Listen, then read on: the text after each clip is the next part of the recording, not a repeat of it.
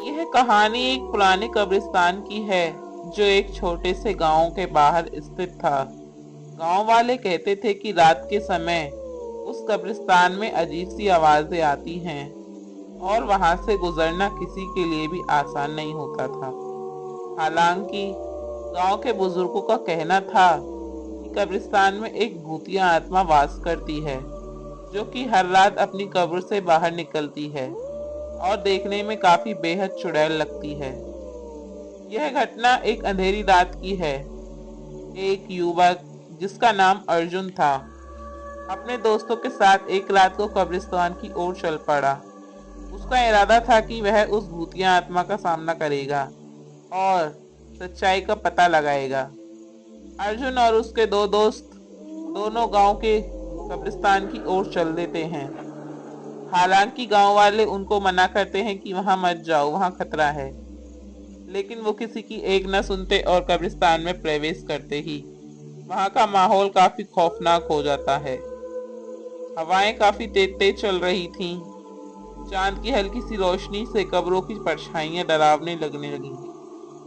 अचानक अर्जुन को एक धुंधली सी आकृति दिखाई दी। अब तीनों दोस्त कब्रिस्तान में प्रवेश कर लेते हैं, लेकिन उन्हें अजीब अजीब आवाजें वहां पर अभी भी आ रही थीं। वहां का माहौल काफी खौफनाक लग रहा था। तेज हवाएं चल रही थीं और चांदनी सी हल्की रात में वहां पर किसी की परछाई तक दिखाई नहीं दे रही थी। अचानक अर्जुन को एक धुंधली सी आकृति नजर आती है जो कि एक पुराने कब्र के पास खड़ी थी। वह आकृति धीरे धीरे उनकी ओर बढ़ने लगती है। अर्जुन ने हिम्मत जुटाते हुए कहा, कौन हो तुम? लेकिन कोई जवाब नहीं आया। आकृति के पास पहुंचते ही उसने एक तेज चीख मारी जो उनके दिलों को दहला देने वाली थी। सूरज और राहुल भागकर वहां से चले गए, लेकिन अर्जुन वहीं खड़ा रह गया। अचानक वो धुंधली सी आकृति अर्जुन के पास आई और उसकी आंखों में देखने लगी। अर्जुन को महसूस हुआ कि यह वही भूतिया आत्मा नहीं है, बल्कि उस कब्रिस्तान में मरे हुए एक इंसान का भूत है।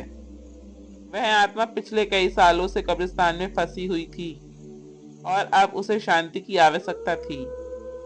अर्जुन ने पूरी रात उस आत्मा से बात की और अंत में उसे शांति दिलाने का वादा किया।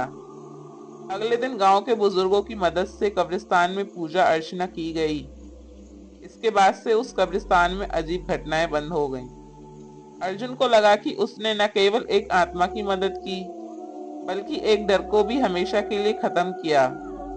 उस रात के बाद से अर्जुन और उसके दोस्तों ने कब्रिस्तान गुजरने से भी कभी नहीं डरा और ना ही कभी उन लोगों को ऐसा डर महसूस हुआ। अब उस रास्ते हर कोई इंसान गुजरता है रात में और उन्हें ना ही कोई भूतिया चीजें वहां दिखाई देती हैं, ना ही कोई भूतिया आवाज सुनाई देती हैं। उम्मीद करती हूँ वीडियो आपको पसंद आई हो एंड कमेंट जरूर करके जाएं कि आपको वीडियो कैसी लगी। चैनल को सब्सक्राइब करके जाएं।